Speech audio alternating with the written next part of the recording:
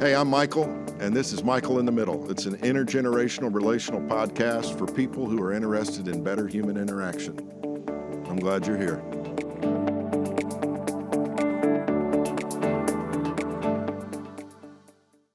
I am so happy to be with my friend, Ron Jackson, Dr. Ronald Jackson, to be precise.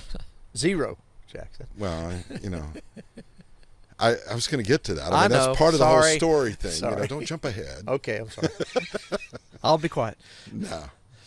We first met on the campus of Trevecca Nazarene University. My recollection of it is that you kind of just hopped in with some guys friends of yours from Alabama. You were finishing up your senior year at the University of Alabama in Tuscaloosa. But your hometown in L.A. East Bruton. Lower Alabama, right. For the uninitiated. That's right. East Bruton. East Bruton.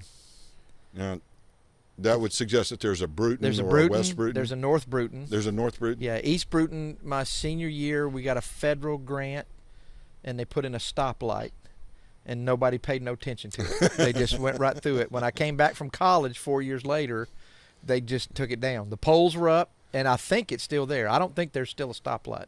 Well, I want to get back to how we met at Trevecca. Okay, but back to that. How'd you get to East Bruton, Alabama? Tell me a little bit about your story. How'd your family get there? I'm an Army brat. So I was born in Verdun, France. Lived all over the world. Went to 12 different schools. Just a second. You were born in France? Yes, Verdun, France, on the Maginot Line. Well, why didn't we call you Frenchie instead of Zero? Well, take a look. So, my dad was from East Bruton. My mom was from Leominster, Massachusetts, outside of Boston. She's full-blooded Italian-American, and Daddy's as Southern as you can be. They met when my dad was stationed outside of Boston.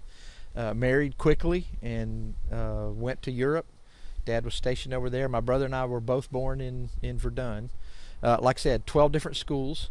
But Dad's home base, if you will, when he went to Korea twice and Vietnam twice and Germany once without us.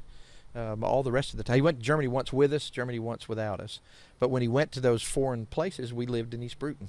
So I went to 2nd and 3rd grade, 5th and 6th grade, and then my junior year of high school until I graduated. Wow. W.S. Neal High School. I'm an eagle. I'm an eagle. I'm an eagle till I die. I would rather be an eagle than a bum from Miller High. Those are our crosstown rivals. Oh man, that's awesome. That's great. Battle of Murder Creek. That's our big crosstown rivalry game. So your daddy was a Jackson and your mama was a Mangiacotti. Mangiacotti. Did she make manicotti?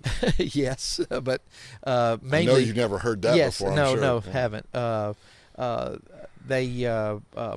papa immigrated through Ellis Island. Nana, my grandmother, Bernadetta Mangiacotti, and Pasquale Mangiacotti was my papa's name, met over here. And Nana already had 2 kids. And when Papa and Nana met, they got married and added more to the family. And so they lived in one little house there on Johnson Street in Leominster. Wow. And Boston and Bruton are about as far apart as you can get and still be in the same country. Yes, right? but so many similarities. Both cultures built on food. Everything in Massachusetts has sauce on it, and everything in Alabama has grease in it. My mom learned to cook, obviously from her mom, but she was a fantastic cook. And when my dad got married, 6 weeks after they got married, he got stationed temporary duty, and she said, "Send me to your people. I want to learn about your people." Man. She stayed with my granny, learned how to. My mom could Italian now, 5'2" woman, could make cat head biscuits, grits, eggs, the whole enchilada. She made one time for her brothers, my uncles. She made eggplant parmesan and pasta, and she made raviolis. And she made dumplings, chicken and dumplings. And I looked down at the end of the table. My uncles were putting sauce on the dumplings. They were taking sauce and putting them on the dumplings. They were saying, "This ain't nothing but just a flat piece of pasta is all. I'm pretty sure I saw a guy doing that at Cracker Barrel the other day. Y'all might Yeah. be kin. Yeah. I don't know. So anyway. Actually, So there you go. I didn't see that. Didn't see that. It was ketchup. It was ketchup. That's good. It was awful. No, don't. Oh It gosh. was awful. No. Yeah, my uncles could do that. So, your dad was in the Army, Mm-hmm. and your mom stayed home with y'all. Yep. And just real quickly, what do you remember about your folks?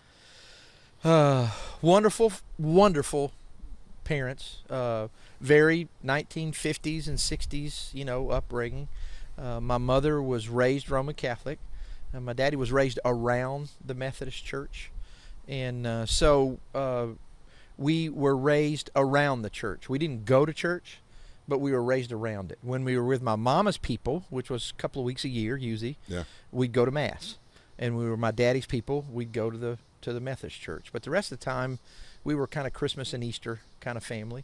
But my dad was a heavy drinker. We probably call him an alcoholic today, but he managed it.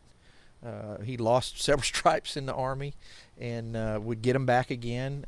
He had a career in the military and retired, honorable discharge, and after 21 years was in the Signal Corps, and then got a little business in South Alabama when he was done. My parents divorced the year after I graduated high school.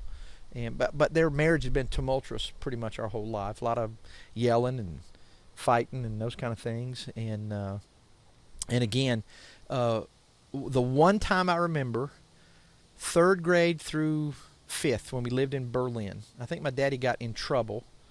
I know he got thrown in the brig for drinking, but he had a really good friend. His best buddy was the first sergeant of the European Theater. My word. Sergeant Major Mashburn. And he was awesome. He had a #1 license plate on his car, U.S. military tag, and he had a driver. And he'd come to the house all the time. He loved Daddy, and he loved my little brother. Yeah. And Sergeant Major Mashburn must have got Daddy out of it, but a chaplain started showing up at the house on a fairly regular basis, and we became good friends with the chaplain and started going to church. So we went to church in Germany for 6-8 months probably, but we moved back to the States right after that. I got involved in church a little bit in high school because again we were back living with my granny, and so we went to the Methodist Church, and I got involved with youth group. And as soon as I got into college, though, what little church I had was kind of in the rearview mirror, and I just kind of went bananas after that. But my family I loved my family. But it was, you never know till you grow up that you're being raised in dysfunction. But who isn't, probably? Some levels. Yeah. Somebody wrote a book, everybody's, I can't even remember. Everybody's crazy till you get to know them, or everybody's normal till you get to know them. Yeah. There we go. That's it. That's better. And so as soon as you get to know somebody, they're not normal as you think they are. They're crazy as you are. So everybody's crazy. So loved my family, but we had our issues. So you have a younger brother? Yep. I had 2. Lost a baby brother. We lived in El Paso, Texas. James was born when I was in 1st grade. Okay. Same year Kennedy was assassinated. I remember watching the funeral with Jamie. He was probably 6-8 weeks old. I can't remember for how long he lived. He had hydroencephalitis, water on the brain. We didn't know it. Right. And just passed away in his sleep. And I know. I saw my mama grieve her whole life over that. I could catch her eye sometimes thinking about that thinking baby. about Jamie. And it had an effect on my brother. It was the 1960s. My brother and I didn't even go to the funeral. They buried him back home in Alabama. We were in El Paso, Texas. They left us with the neighbors. You'd never think about doing that with elementary school children today. I wouldn't think. And but it was traumatic for my family and my mom and dad too. So. All these years we've known each other. I mean, I don't know if you know Jamie's birthday, but my younger brother Jeffrey was born October the 10th, 1963. A month before Kennedy's assassination or so. So we had little brothers at the same time. Same thing. Yeah.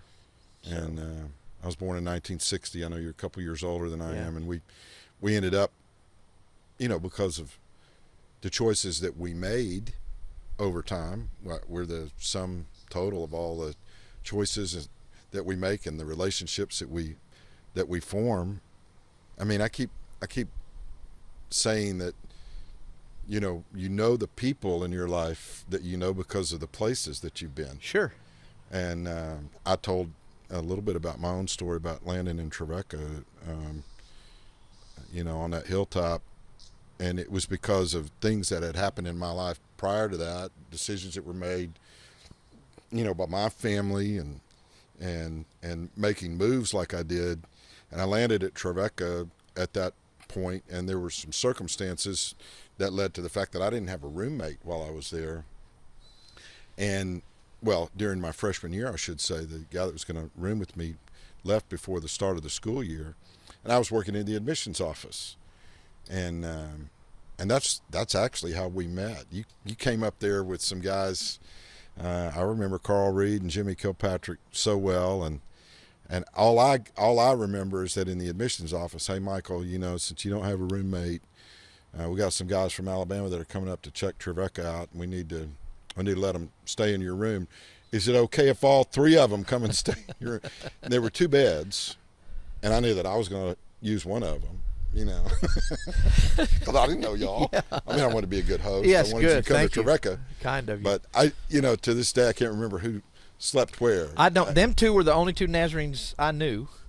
I had just started going to the Nazarene church, and was that in Tuscaloosa? Yes, I came to faith at the University of Alabama. I just before, in my junior year there. And we're speaking of faith in Jesus, not Bear Bryant, right? Well, I had faith in him when I was born. And, so, yes, sir. Oh, yeah. No, well played, though. And, let's be honest, there's a little blurring of the lines there for anybody. Nazarenes in Alabama. Yes, people of any that's stripe right. down there. That's right. So, yeah. Excuse me, houndstooth. Yeah. So, anyway, it was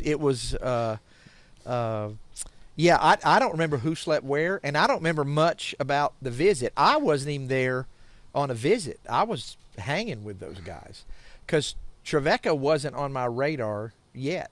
Am I right? You're finishing your senior year at the University of Alabama. I'm a student at Alabama, and you got a degree in drama, right? In history, I was a theater minor. Oh, okay. I would have been a major, but I came to faith my senior year, and you have to get like 100 and something practicum hours. It's only 1 hour class, but it takes, to get a practicum, you have to go be in a show or something. And I felt really, I'm telling you, I was up and coming at Alabama. I got in a show when I was a junior. I'm even in the student newspaper. I got a byline in the paper, and I did something with verve in the paper. That's all I can remember. I played 27 characters in this one French absurdist theater. And I got noticed. It was Robin Williams. Let's take another run at that. French absurdist humor. Yes, Ubu Wa. That was the name of the show. Very much a niche-based market of the drama world. Yes, I played 27 people before Robin Williams was playing 27 people. I did. That's amazing. And I made. They were on cardboard figures taped to my head, 6 or 8 at a time. Oh my word! And I had voices for all these different guys. So I was on my way, but I came to faith just before my senior year and felt really convicted about some of the lifestyles in that department and what I would have to do to really make it. You have to buy in to the whole theater department. Yeah. I'm not saying anybody was asking me to do anything illegal. I just knew, for me, with this new sense of calling on with your a life. new sense of calling on my life, I knew I'd be conflicted over following the Lord and my call to ministry or going to the theater. And I'm not saying either one of those is mutually exclusive of each other. You can love Jesus and be in the theater. Right. I just knew my call was to the church. Yeah. That's a whole different animal. Yeah. So I leaned into that. And how I knew my call was to the church, I have no idea. I barely had started going to a church. And so anyway, I dropped out and ended up with a history major and a theater minor. So you got your degree Yep. from the University of Alabama in spring of 1979. Yes. and suddenly you find yourself in Nashville at Trevecca in the fall Yep. of 1979. And again, this podcast is not going to be all about things that have happened at Trevecca, but it's a part of your story. Oh, And that's yeah. that's what I'm wanting to do with the podcast, is let people tell their story and how they landed in the middle of so many different things in their life, you know. And when you came to Trevecca, could you have imagined anything, you know, that's happened in your life since? No, and I had no idea something like that existed. What do you mean that? Like Trevecca. A place? A place like that. I'm diagnosed. I got my class ring on right now. I love Alabama. From Yeah. Alabama. I wanted to go there from the time I could, and why I don't know. I'm the first one in my family to go to college, and I have no idea why I wanted to do that. I just knew I wanted to, but I was depressed the whole time I went. It's not Alabama's fault. Yeah. I just was depressed. I was lost. I hadn't found who I was supposed to be yet. When I came to faith, I started discovering who God wanted me to be. Yeah. And then I show up at a place like Trevecca. Michael. People, they say all the time that our little Nazarene colleges are places where the professors pray for you. It's more than that. They knew my name. I was in classes at Alabama with 200 and 300 people in a class. Now, I got a good education there. Yeah. I've got advanced degrees, if you can believe it or not. How in the world zero, got a degree from anywhere, much less advanced degrees. But I went to Alabama and was just one among my student number. 167797. That's all. That's what I was. You put that on tests. You said that about everything at Alabama. And at Trevecca, I was a name. And I decided, and it was as much me as it was Trevecca, because I think the seeds are there, the stuff is there, if young people will lean into it. And I don't know that I was ready to lean in at Alabama. My doctorate is on identity, and at Trevecca I found my identity. We're going to talk about young people. I leaned in a little bit, into who I was. And you were 22 years of age at that point? Yep. And discovered who I was. So I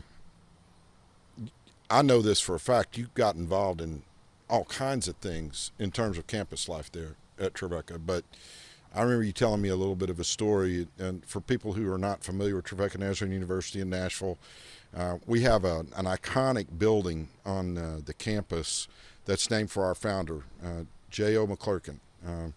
If I'm doing Dr. Steve Hoskins justice, I'm saying it's James Octavius McClurkin, because Steve's one of the few people who's known that across the years and made sure that people knew about it. Shout out, Yeah. Dr. Hawkins. J.O. McClurkin founded Trevecca in 1901 and was an amazing person. We're not going to get off into all of that, but the central building on the campus, the McClurkin Hall, wasn't built until the 1940s, and initially with a lot of student labor. And by 1979, the building was in such a state of disrepair that it was either tear it down and start over, or see if there's a way to salvage it and rebuild it from inside. And that's exactly what happened during the 79-80 school year. We had to take chapel over to the old College Hill Church there on campus, and we split the student body up because the church wouldn't hold everybody, and you had a staggered chapel schedule and things like that. So that was 1979-80, and I think I remember you telling me that you brought a group of kids up during the summer of 79, and you were talking about these professors. You saw two people who would become mentors in your life actually working on the construction of the building again. Tool belts on. In there, all the pews were, the ceiling tiles were out. There was wood laying everywhere. And Dr. H. Ray Dunning and Hal Cawthron, big bearded Hal Cawthron, my Greek prof and mentor, were in there with tool belts on working. And my youth group was out on a campus tour, and I was in there by myself and talked to them for a few minutes and went and stood in the back.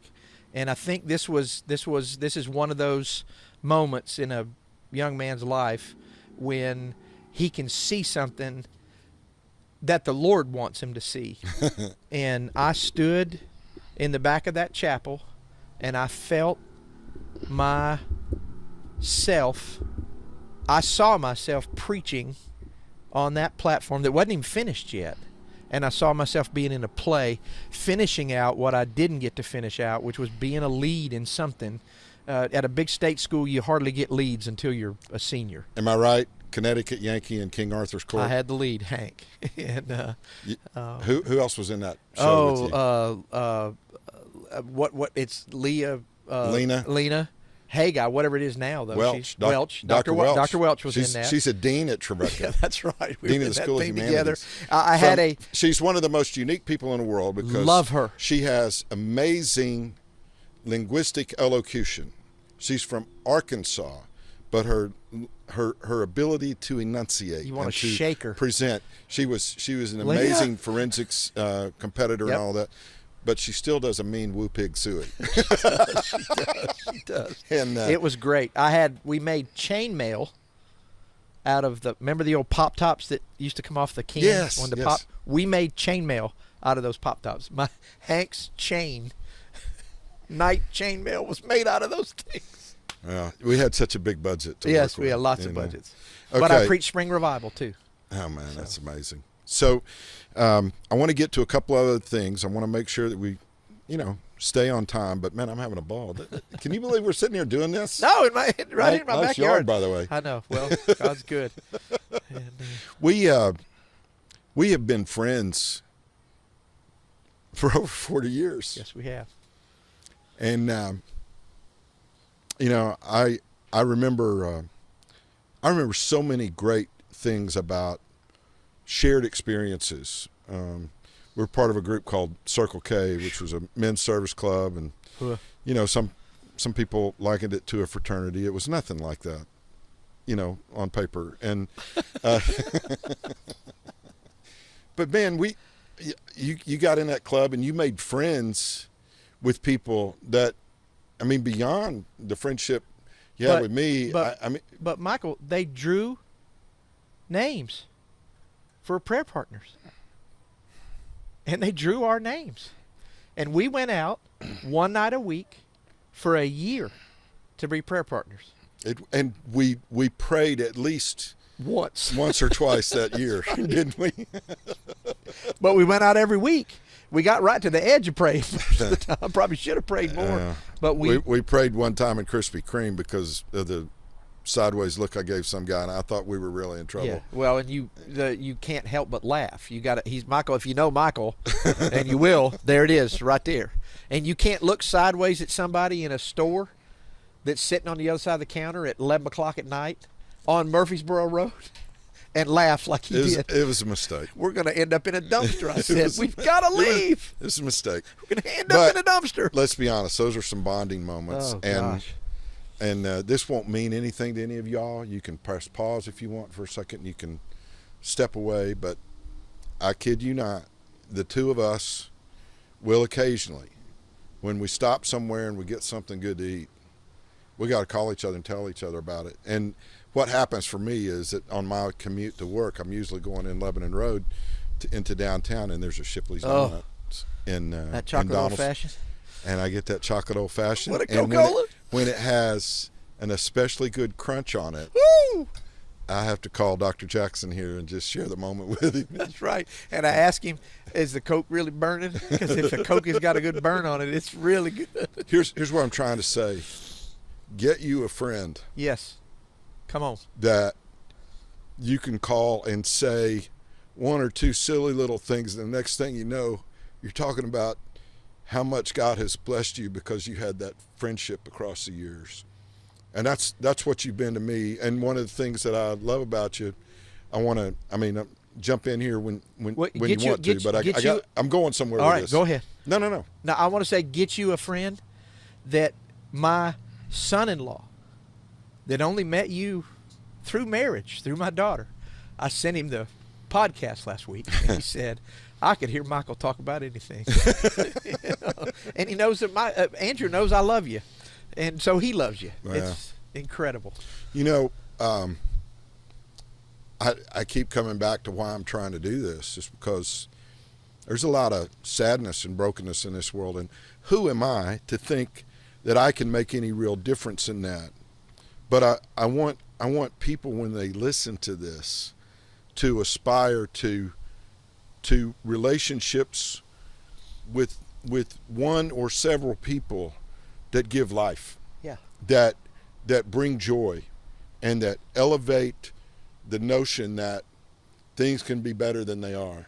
And you've always kind of been that for me, and man. also, Michael, because you're going to need that one day. You better get those kind of friends now, because you're going to need them one day. I've needed you, and I've called you when I needed you, and you've been there. So I'm fascinated by your career, and I do want to talk about how, I alluded to the fact that I believe in the power of God enough to help us help people, and help us help people get along even when they may not see things exactly the same way. You ended up, after Trevecca, if I remember right, your first ministry assignment was it in Charlotte? Yeah. North Carolina? $25 a week. I never called my dad, who wasn't a believer at the time. And I called Daddy and said, I'm going to Charlotte First Church. This would be my first assignment. He goes, oh, great.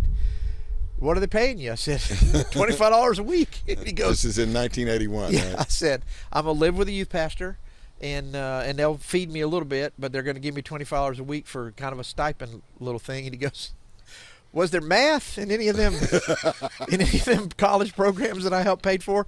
He said, let me tell you something. Your brother dropped out of high school. He's a welder. He's making $16 an hour. In an hour in and 1981? Yes. In an hour and a half, your brother's going to make more than you make all week with 2 degrees. Yeah. Yes, so Charlotte First Church. So I don't want to get too far ahead, but you had, and we don't have time to go into all the cool things that happened there at Charlotte. But you ended up going, I think, if I'm right about this, that your friend Bill Mock, who was on staff there, ended up going to Lakeview Park in Oklahoma City. Is that right? Jerry Baker was the pastor. Jerry Baker. And I went to work in May, and in July he got called to Lakeview Park in Oklahoma City. Jerry was in Charlotte. Gosh. Yeah. I thought, oh, well, this is dumb. Here I've come to this church and the pastor leaves. And then he called Bill and I to go to Lakeview Park, and third biggest church on the district, about 350 at the time, maybe 300. I didn't know what I was doing, no idea. And Jerry said, Bill will take youth. Can you take children? The youth paid more, and he had 3 kids. Yeah. And so I took the children's pastor job. That's where I met Sharon, my wife, and we ministered there for 5 years and loved those people. Those people were patient with me. My goodness, I didn't know what I was doing, but they raised me, and we did children there for 5 years, and then got called to Richardson, Texas, where Larry Dennis down in Richardson, and they called me to be a youth pastor, and like an idiot, there's a church of 500. When I was interviewing, I said, they called me to be a youth pastor. And I said, do you have a children's pastor? And he said, no. And I said, oh, you've got to have a children's pastor. If I was a senior pastor, never been one, never probably will be, too late. You don't get a children's pastor, youth pastor first. I'm sorry. That's what I teach. That's what my passion is. Get a children's pastor first. Yeah.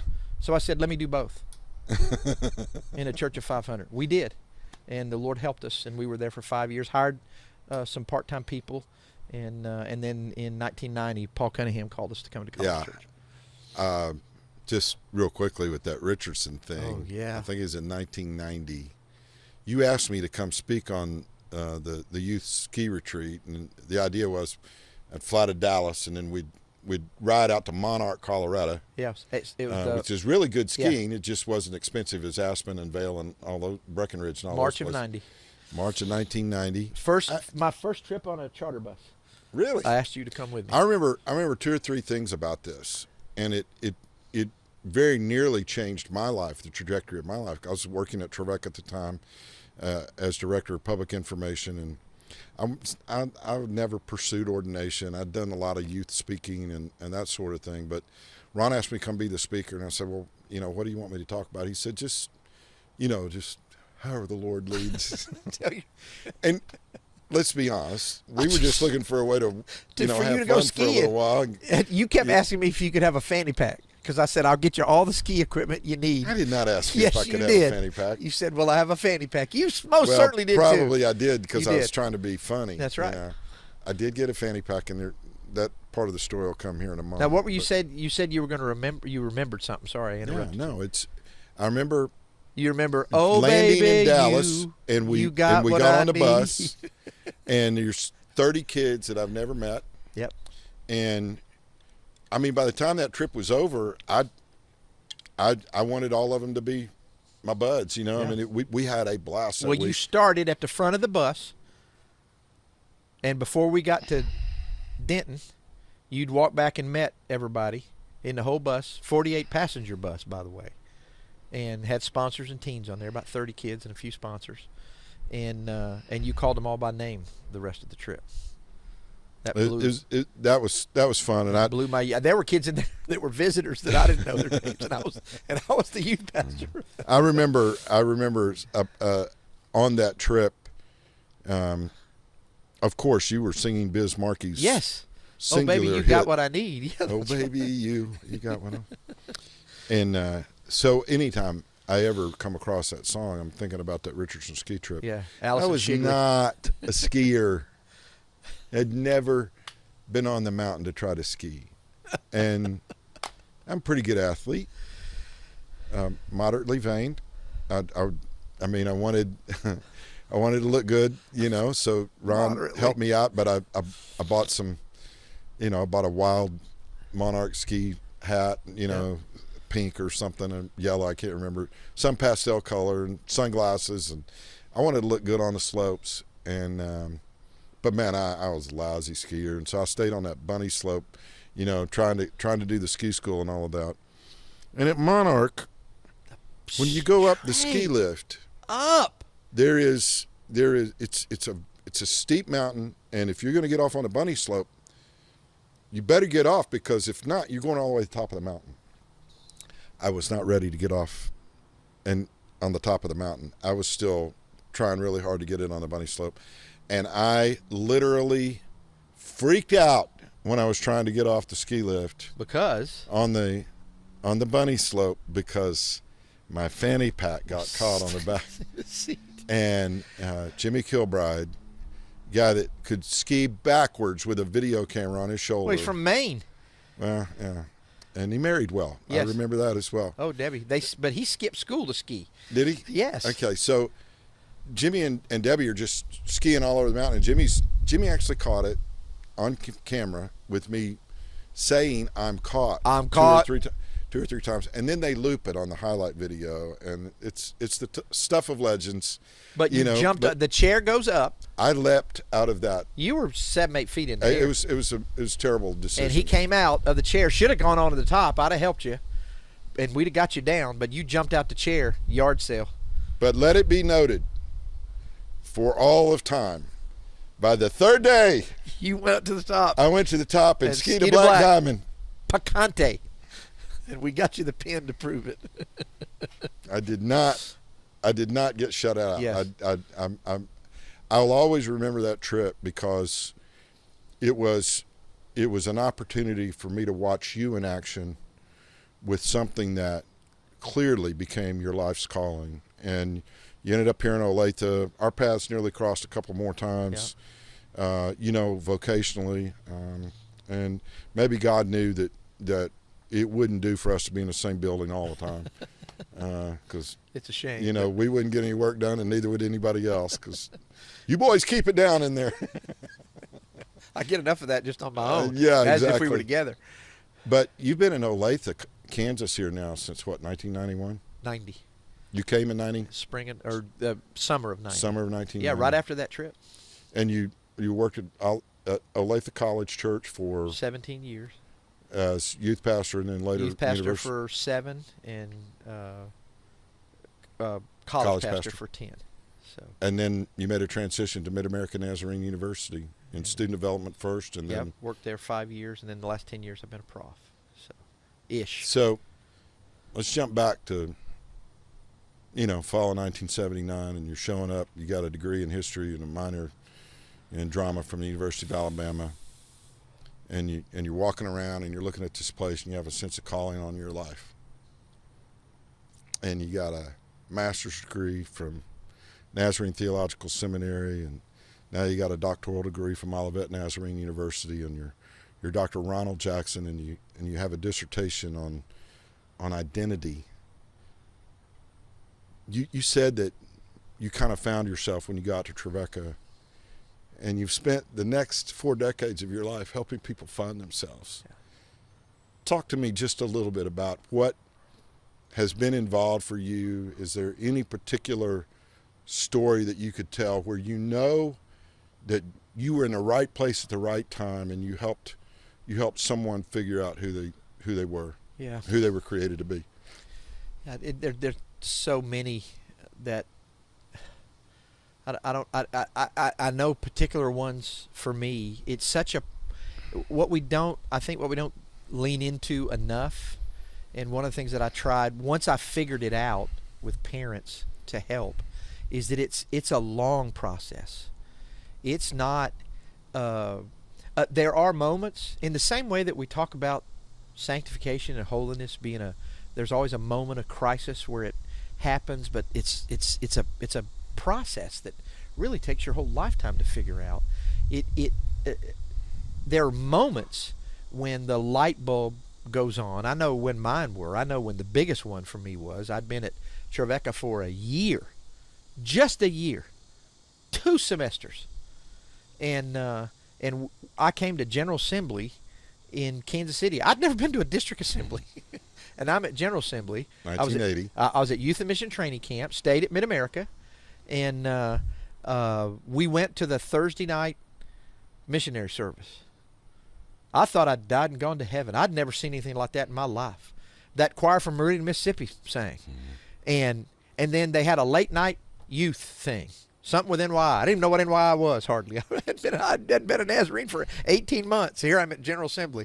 And I'm in the concert hall here, music hall at Kansas City, big balcony and a floor, and somebody, Bridge or Up With People or somebody was singing, whoever it was, I don't remember. Somebody was singing that night, but the priest, the lights are all on, the thing hadn't started, it's open seating, all full of, and Kenny Holmes, who I'd met at Trevecca, was in the balcony, and he screamed my name from the balcony and ran from the balcony and picked me up in that room and spun me around on that floor. And I thought, this is my family. Yeah. That I can be here where I didn't even think I knew anybody, and here's somebody I went to school with. Yeah. And it's been that way my whole life. There's several things that form identity in us, but in our young people, they need a place to belong. Talk about the bridge that relationship with people can be in the life of a person, especially a young person, as they're sorting through all of these different things that come up in their lives and how they're trying to figure out who they are and what they're going to be, what they're going to do with their life. What's a way to build a bridge to a person that really doesn't even have a frame of reference or a starting point? It's not. I'll tell you first of all what it's not, okay. And it's unfortunately what the church leaned into for the longest time. It's not propositional. You don't talk anybody in to faith. It's relational. Mm. It always has been. I want to be the kind of person that anybody could feel safe saying anything to me, and I wouldn't overreact. I wouldn't immediately, make some sort of snap judgment that would hinder the possibility of some kind of relationship. And that's one of the things I'm trying to say with being in the middle of working through these challenging times that we have. You've been a blessing in my life, Ron, and Thank you, Michael. you've been a blessing in untold numbers of lives.